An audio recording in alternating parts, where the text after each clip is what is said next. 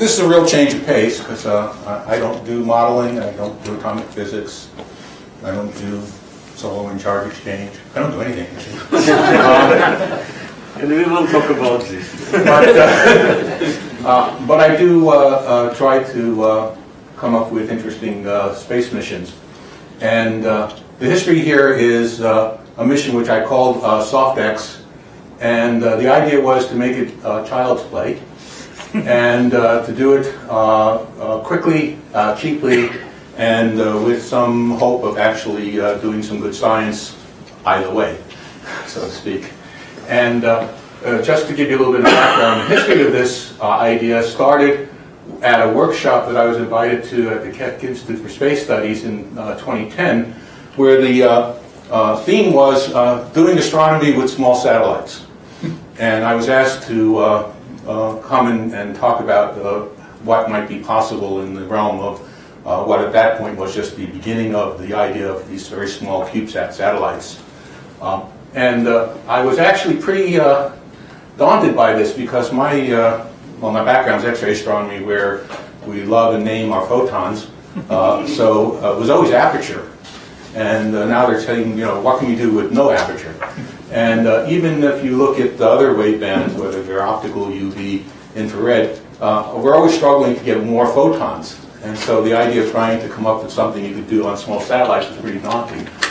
And it was at this conference that it occurred to me that instead of trying to look at point sources, where you really want to focus down and use, you know, telescopes and therefore have massive apertures and things like that, the diffuse X-ray emission represents an opportunity where if you just have a big enough field of view, you can get as much flux as you want. And then it's a trade between your spatial resolution and your sensitivity. And so the idea for SoftX grew out of that. And then we tried twice to get a NASA program approved in 2012 and 2014. And that is along with some of my collaborators, Kip, Randall here in the audience, Ralph Kraft, who's not here, and several others whose names I forget now. But the whole soft X-ray team worked very hard on trying to get these ideas across. And I think to some extent we succeeded, but we didn't quite succeed enough. And the idea behind all this is that the soft X-ray background has several components. There's X-ray emission coming from the point sources in the galaxy and AGN outside the galaxy. There's X-ray emission coming from the hot interstellar or warm hot interstellar medium, including the local hot bubble.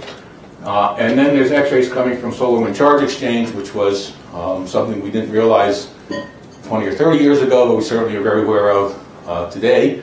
And you have to combine all of these elements into the observed spectrum and then try to disentangle which of these components or how much of each of these components are relevant.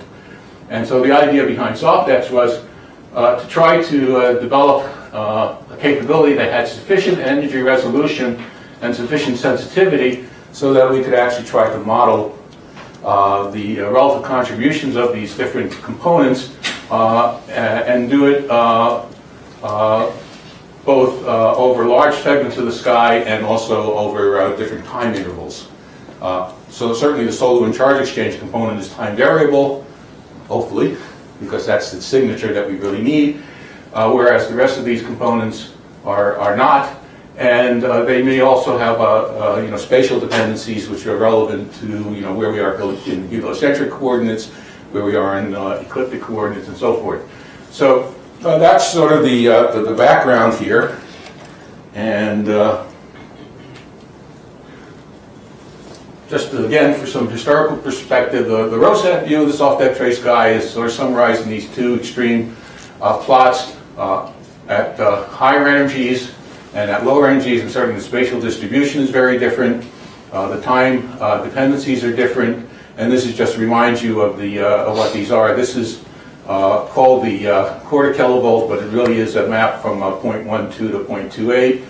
The 3/4 kilovolt is at higher energies, 0.47 to 1.2.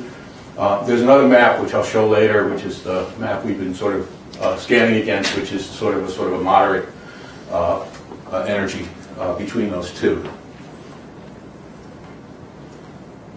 So the science objectives for SoftX were very simple. We just wanted to investigate the sources of low energy background and separate the components. And in our case, we proposed this as an astrophysics mission. So this component was our noise, and these components were our signal.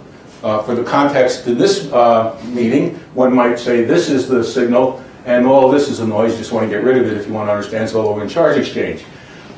And I will forget that because I'm talking about what we said we were going to do.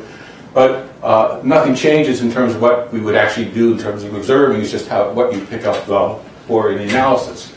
Randall Smith made this wonderful simulated spectrum for me after 35 iterations.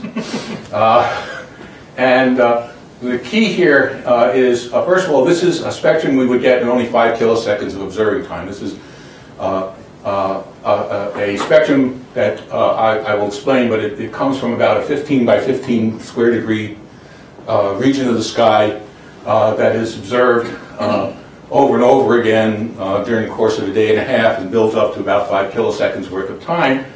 And the energy resolution here is basically silicon detector, panel limited silicon detector energy resolution, which is based on the performance of a new silicon detector that we've been developing using CMOS principles and has very low read noise so that you almost approach the panel limit. So you can actually resolve many of the major lines that we expect to see, and in fact you can actually build up sky images in lines over the sky with something that's never been done before. Proportional counter resolution just doesn't have enough capability to do that, and the idea with SoftX was in fact to observe large angular scale of the sky, as much as half of the sky perhaps, with this sort of 15-degree spatial resolution, but this marvelous 3 to 5 eV energy resolution almost everywhere.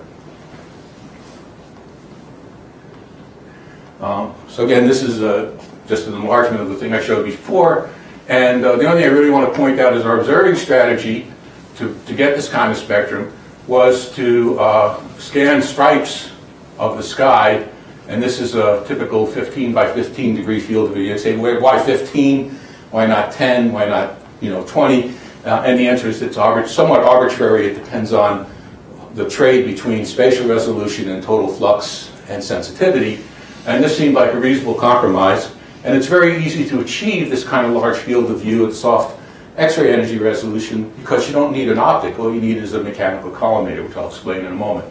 And the idea was, over the course of a space mission, you'd be able to scan these stripes, depending on the way you're orbiting, and I'll talk about this a little bit, that it could take a day scanning across one of these stripes over and over again, orbit after orbit, and then you move to another stripe a day later or a couple of days later and so forth, and you accumulate these data. And so you have time variability, which is at the scale of the orbit time. And then you have a second time variability, which is when you can come back to the same part of the sky n months later and repeat the observation. So you get both spatial and temporal resolution at different scales. So for those of you not familiar with what a CubeSat is, it's a very small satellite. In our case, we're talking about what's called a 3U cube satellite, where a U is a 10 centimeter cube. Stack 3 of them on top of each other, you get 30 centimeters by 10 centimeters by 10 centimeters. And it's amazing what you can pack inside of these things these days. And this is a cutaway view of the proposed configuration. The sensor sits right up here. It's a CMOS detector with an 8-crate collimator in front of it. Like most silicon detectors, you want to cool it to minimize dark current. And so there's in this case, there's a microcooler, a Stirling cycle microcooler, which provides the necessary cooling to get us down to a couple, about 160, 150 Kelvin is more than sufficient. And then there's an FPGA processor board, which analyzes the image, the X-ray image data picks out the X-ray photons, bins them spectroscopically, bins them in rate, and then collects the data and sends it down to the ground. CubeSats have notoriously limited telemetry capabilities, so we don't send down every photon we see. We do a lot of integration and data processing on board. The rest of the CubeSat is filled up with what are called the normal spacecraft subsystems. There's communication, so there's ultra-high frequency antennas, there's band and power handling and batteries, there's onboard memory, and then there's a big space which is reserved for the attitude control system, which is basically a 3-axis gyroscopic system that can point this little thing to precisions of better than 1 degree, actually. And the overall mass of this whole thing is somewhere in the vicinity of about 5 kilograms. So I didn't bring my shoebox, but just imagine a shoebox with a pair of shoes in it. That's about what it is. And if you design it right, it has these fold-up solar panels that are on the side that open up. And in the case of SoftX, what we intend is to have the solar panels, of course, pointing to the sun most of the time if you can, and to have the communications end pointing down towards the Earth so you can talk to it, and have the entrance to the camera and the sensor pointing in the anti-Earth or anti-nadir direction. And this configuration is designed so that it can accommodate almost any orbit that you might get into. One of the other issues of CubeSats is you get where you get, by chance almost, if you really want to go into space. If you insist on a particular orbit, the chances of you ever getting launched go down enormously, because CubeSats are just launched on a Q-based service, at least from the U.S. Outside of the U.S., you can do better. You might get a chance to go on a mission that's going to go to the orbit you want. The ideal orbit for SoftX, when I first came up with the concept, was what's called a dawn-dusk sun synchronous orbit. That's an orbit where the satellite stays right on the terminator of the Earth.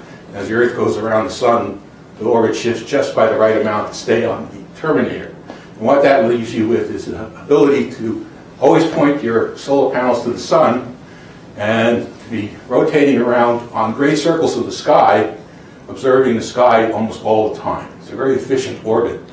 Unfortunately, it's a hard orbit to get into, because the launches to that orbit are usually taken up by Earth observing satellites, and they're not very interested in carrying on piggyback payloads. The most common orbit to get into is the orbit for the International Space Station, but everyone would go there. And SpaceX and Orbital and everyone else would be very happy to drop you off on the way. And so when we actually did our proposals, we made sure that we were compatible with those crummy ISS orbits with the hope that we might do better. And so when I show you some of the performance characteristics, these are minimum in some sense.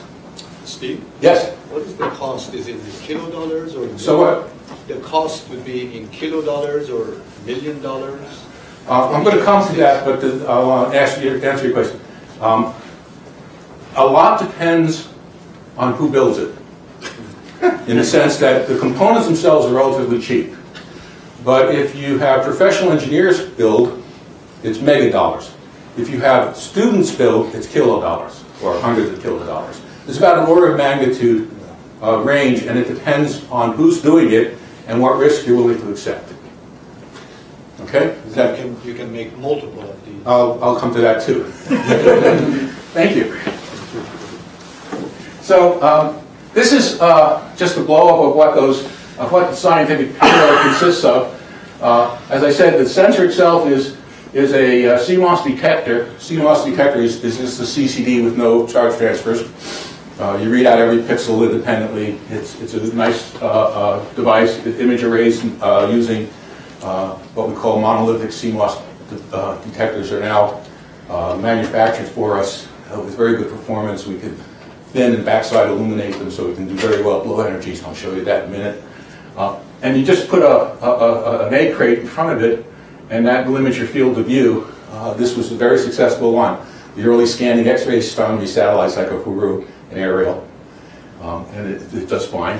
And then you have a circuit board that provides, the necessary powers and so forth. And then you hook that up to this more massive processor, which has a big field programmable gate array, FPGA, that can actually do calculations. And this Stirling cycle microcooler has a cold finger, uses flexible aluminum straps to get to the back of the CMOS, and a very low power controller. We'll talk a little bit about all that. That's the guts. And all these things exist. This has been flown. Whoops. This has not yet been flown, but has been vacuum tested and tested at the same levels that we would have with this kind of a detector in front of it. We actually did a prototype. And the only thing that I can say about this is that all the pieces are in our hands.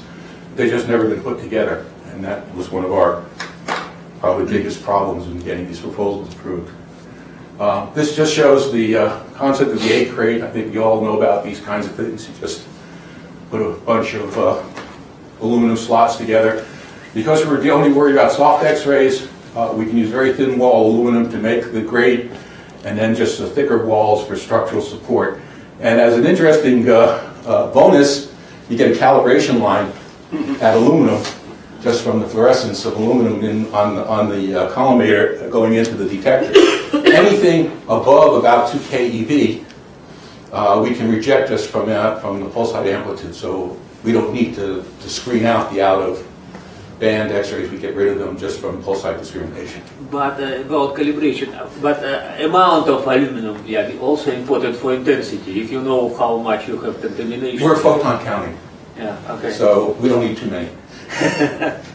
And then between the collimator and the actual detector, you do need a UV visible ion shield. You need something to block the radiation you don't care about.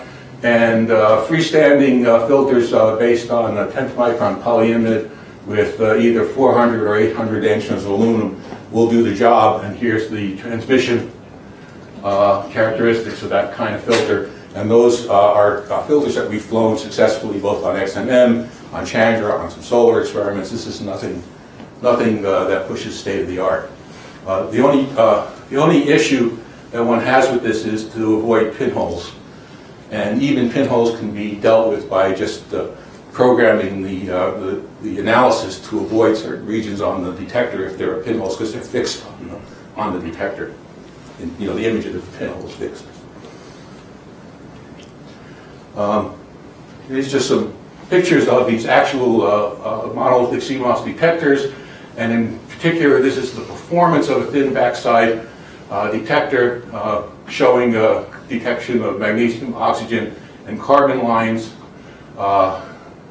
This is what one of the devices looks like. The reason that this is shiny, you can actually see the camera of the iPhone that took the picture, is that no anti-reflection coating was added to this. And we wouldn't want to add one because we just use our filter. We don't want any extra material to block the soft X-rays. And this is the device mounted. And this is just a curve showing the read noise. And we achieved 2.8 electron read noise on these devices running at the speed 500 kilopixel speeds that we use for these. Newer devices, since this was proposed, actually are knocking this number down to 1 or even below 1 electron. So we really do think we can reach the Fano limits even at energies of below a half a kilovolt. It doesn't look like you're getting very close in that picture, though. Here? No, I'm looking at the spectrum above it. Oh, yeah. I will. You can't read the small print. This was done with one of the prototype minimals that we started on. Unfortunately, for reasons that I don't want to go into, we haven't made the measurement with this device as yet, and it's an engineering problem, not a real technical problem. But these photon transfer curves are very promising, and we can see the difference between the photon transfer curve that gave us this and the one that we got for here. But yes, you caught me. I'm sorry. Damn. All right, that's just more detail. One of the things that we worry about is the number of pinouts. The first device we made had more than 50 lines coming out of them, and because of thermal considerations, you don't want that many lines between your detector and your electronics. Parasitic losses and causes problems. And so we've redesigned so that we actually have as many pinouts now, only 25. And I think that's what we're down to. And and it's all on one side. Makes things a little bit easier. And that's the one that we're still working on trying to make the trade for. What did I do here again? And this just every instrument needs a block diagram, so here's one. Basically, this is the payload in here, the collimator, which has no active components, the detector, the camera electronics board, which takes care of running the detector, the cooler and its electronics, the processing board, which does the real hard work, and then all of this is spacecraft bus. And all the spacecraft bus components are COTS, which is commercial off-the-shelf components. It means you can go on web and you can pick this, pick that, and get it sent to you for a few $1,000s here, a few tens of $1,000s there, and they're all standard. One of the things about CubeSats is all the components are standard interface. The mechanical format is fixed. The electrical buses are, you have a choice of a couple of different buses, but once you choose one, everything is compatible. And so you actually can build up all of these elements without development. It's only integrating them together, only integrating together and programming the control systems to manage what you want. And that's all done with basically firmware or software.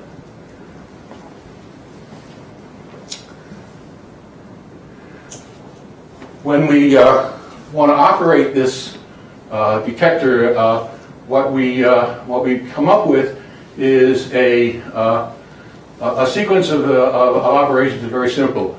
We integrate on the detector for about 10 seconds, and then we read out the entire image array, which is a 1K by 1K, so it's a megapixel, in about 1 second.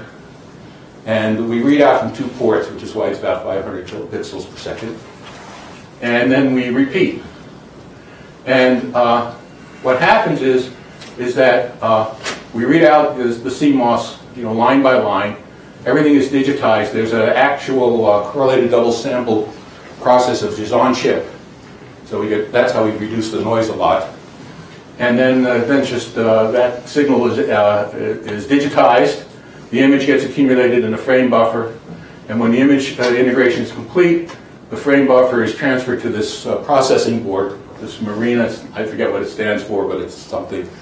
And it's up to the processing board and to actually do the X-ray detection, sum up split events, grade them, and then redistribute these into pulse spectral accumulation and rate accumulation. And that's the data that actually gets sent down to the ground. So once this thing gets rolling, it has one operating mode: integrate, read, integrate, read, integrate, read. And the rest of it is all very simple. The reason for not seeing all the photons is simply telemetry bandwidth. If we try to send everything down, we don't have enough bandwidth, and we have to go to higher quality transmission, which is feasible in 2015 but wasn't feasible in 2014. So the increase from UHF to S-band and X-band capabilities on CubeSats can change all that, but that's not necessary. We get all the scientifically interesting data by doing this. The only difference is when you do it on the ground, if you did it wrong, and you can fix it. If you do it in space, it's a little harder. The satellite operation is very dependent on the orbit, because that will determine how much sky visibility we have, what are the sun angle variations, because you can't point at the sun and you want to keep your solar panels going to the sun. And as I mentioned, the best orbit is the sun synchronous orbit, but that ISS is the most common. We'll try to keep the sensor pointing anti-Earth within the constraints of not getting too close to the sun or the moon. And what that means, generally speaking, is that you take the satellite as it's going around its orbit, and you rotate the satellite so that it's always pointing away from the Earth. And this is what ROSAT did in its survey mode.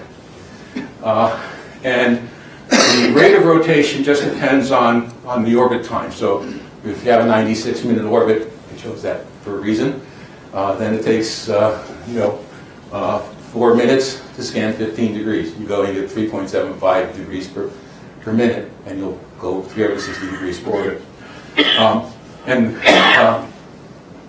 The idea was to scan these stripes. This is the size of the collimator, and this was just 8 times that, just for convenience and to fit the numbers. And that's how you get a stripe. And one of the things that we looked at early on was, instead of flying one, to come back to your question, why not build 2 and have them offset from each other so that you get much better temporal resolution in terms of what's happening here and what's happening here and how they differ. Close to each other but not overlapping.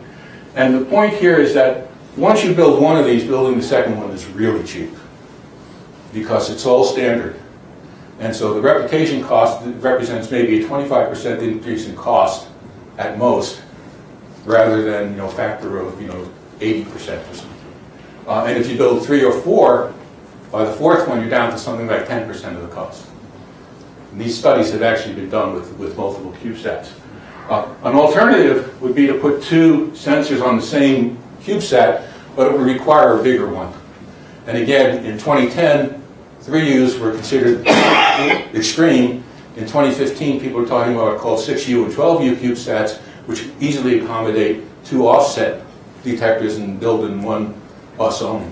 But the idea here would be, if you had 2, then you have simultaneous measurements in terms of temporal variation, but just on different parts of the sky. Whereas if you have 1, then your temporal matching is only on the scale of the orbit. In addition to if something goes wrong with one, you have well, risk factor is something else. So, just an idea of the day in the life. This picture we saw before, but basically we scan the strip, and we do that only during the eclipse part of an orbit. So in case of the International Space Station orbit, which is about 96 minutes, we have about 32 minutes of time per orbit that we can use for doing science. And that defines the amount of sky we can see in any given orbit. And then the number of elements we have, that's 8 of these across the stripe. And in about 1.5 days, we will accumulate about 5,000 seconds of data, which matches the simulations we did. We could easily change that and stay in the same place for a few days because the change in the viewing angles doesn't change that rapidly. And so the idea for SoftX was, within a couple of weeks from our launch, we would test it out, scan a couple of stripes, demonstrate that all the technology we're flying works. Over the first 3 months of operation, we'd scan out something like 10 to 12 stripes. That would cover about 20,000 square degrees, about half the sky. And we could probably go even deeper than the 5 kiloseconds within 3 months, provided that the visibility was good, and we pick our stripes appropriately. And then if we survive long enough, after 6 months, you can actually go back to the same part of the sky and rescan, so you get that second temporal interval. This spectrum we've looked at a few times, summing this up. One of the interesting things we think we can do with the performance of these CMOS devices, you can actually look for the centroid shift in the oxygen 7 triplet between solar wind charge exchange dominated emission and thermal or collisional excitation. Again, this is a work that Randall helped get right, I think. And what's interesting is the shift is about 13 electron volts, and our centroid capability, remember the resolution is about 3 to 5 eV, so the centroiding of the lines is even better than that. 5 EV resolution? The full width half max, the Fano resolution, not the full width, the sigma of the noise is about 3 to 5 electrons. It's very high resolution. Electrons. I'm sorry, electrons. Yes, So it's going to multiply. We're talking more about 15, but then, I'm sorry. What I wanted to get to is when you try to centroid the lines, you get down to about 3 to 5 eV. Yes. That's what I was trying to say. Sorry, I get tongue-tied. But that's our, so this could be a, 2.5, 3 sigma shift if it were extreme. And if we get even more statistics, then our centroiding gets a little bit better. It's just the point that you're right at the edge of seeing, a definitive difference between what you would get if you were dominated by one. Of course, in reality, it won't be dominated by one or the other. It'll be a mix, and we won't be able to sort it that well. But you'll be able to say something about the relative contributions of the charge exchange versus the thermal or collisional emission. Do you have to worry about thermal drift in your instrument? That's why that aluminum calibration line is so useful. It's one point, though. Yeah, you do have a calibration problem. Well, you have the oxygen, you have the oxygen 8 as well, and that doesn't drift. It has K beta, a healing like K beta line, though. Yes. Steve, and how long it will survive in operational mode? Depends on the orbit. Rate of degradation, yeah. It depends on the orbit. So if you're in this sort of fairly low International Space Station orbit, it's about 420 kilometers. The expected lifetime is somewhere between 4 months and 8 or 9 months, based on estimates of what the atmospheric drag coefficients are. If you go to a sun-synchronous orbit at 800 kilometers, you have an infinite life. The first thing that's going to die on this will be the microcooler, because it's a Stirling engine, and that's got this flexible bellows in it, and that will die somewhere in the vicinity of 6 months on mean time between failure kind of estimates. But again, the whole idea of CubeSats is quick and dirty, and change it, yeah. And you don't want to build them to last 10 years. If you really want to separate the charge exchange, though, you really want the repeat after 6 months. Yes, yeah, I agree with that. And what I said is you take the orbit you're given, and you do the best you can.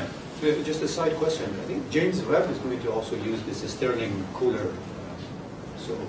So there's going to be an issue with the lifetime? They're going to spend $100 million on their cooler, and I'm going to spend $5,000 on mine, okay? Okay, I'm almost done. No. I mean, this is a commercial off-the-shelf, nobody, and I don't know if you noticed it was called the tactical cooler, so you can imagine what it was used for. Lifetime was never a problem.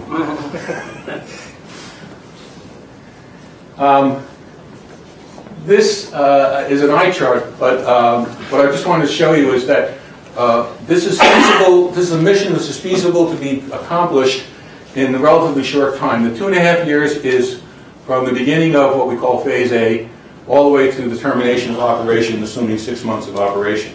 So it's really a 2-year program from start to launch, and that includes all of the final design, working out all the details, and then actually building and calibrating and so forth. So this is relatively fast turnaround.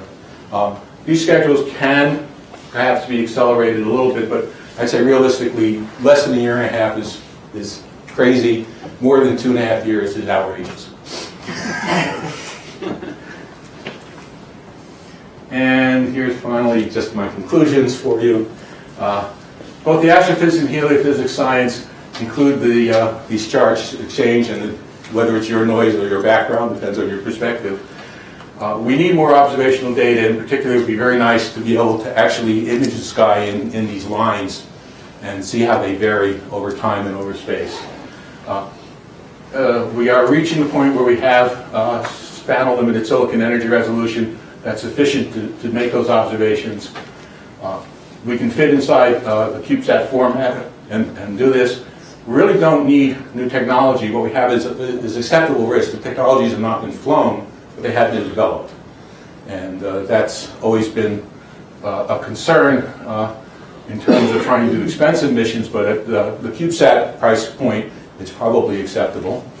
And that we don't need much time to do things. And as I said, depending on how you decide to proceed, somewhere between hundreds of thousands And fews of millions is probably where your cost will wind up for doing a mission of this scale. And with that, I thank you, and hope some of you will be interested in this.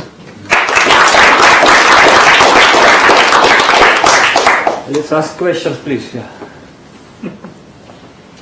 How can there be any question? How much power does it require?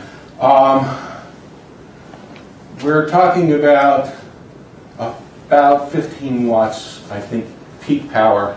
The main power hog is the Stirling cycle cooler, and the real problem with that is you keep it on all the time because you want thermal stability so you don't get gain and things like that.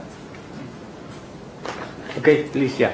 The 1K by 1K seems a little bit small in this day and age. I was just wondering if that was also a thermal constraint or if that was simply a 2010 constraint. Okay, the number of pixels is actually not what's important. What's important is the number of square centimeters. Right. And so this is a 2 square centimeter device because the pixels are 16 microns. The devices that have 4,000 by 4,000, they have 6 micron pixels. They're no bigger. So it's the size. If we could make a wafer where we could get a 4 square centimeter device, we would use that. As long as you can keep your read noise down. Yeah, as long as you can keep the read noise down by the pixel rate or whatever scheme you use, and as long as you can get some square centimeters, that's what counts. So it's not the fact that it's 1K by 1K. It's really the fact that it's 1.4 centimeters by 1.4 centimeters, or whatever the number is. Okay? Okay, more questions, please. Thank you very much. Okay, point? Oh, okay, sorry. Yeah. Who makes your Stirling cooler? RICOR. RICOR. Yeah. They're on the web. I'll look them up. I can give you the reference. Steve, maybe I allow myself a trivial question here, because we know how Casey Lysia discovered cometary X-ray, because Chandra was assigned for different issues. Yeah. For example, if accidentally in the line of view of soft X, yeah, we will see some object, good planet, yeah, like Mars, yeah, or for example, comet, yeah. What should we expect some new result from spectral analysis in this case? Or it's too fast, yeah, to scanning? So I'm trying to. It's not a hard question. The answer is no.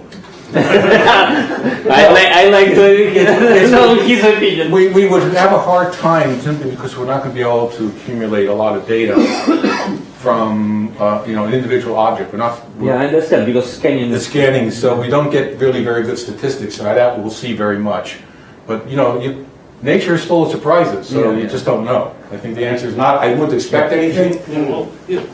No, you can figure it out because he told you his area is 2 square centimeters. That's his collecting area. Yeah. We got a really good comment. If you No, Really good comment, and if you can track it. Guys, Steve mentioned one thing, that they count photons, yeah. When I will look on the comments, certainly in his equipment, I will not look on the below 1 kiloelectron volt. I look on the 2 kiloelectron volt stuff, which open question, for example. Yeah, if satellite counts something, yeah, at least we will consider as a different things, yeah. Again, yeah, you better know than me, yeah, and then also. You get what nature gives you. Thank you very much. Good. Yeah.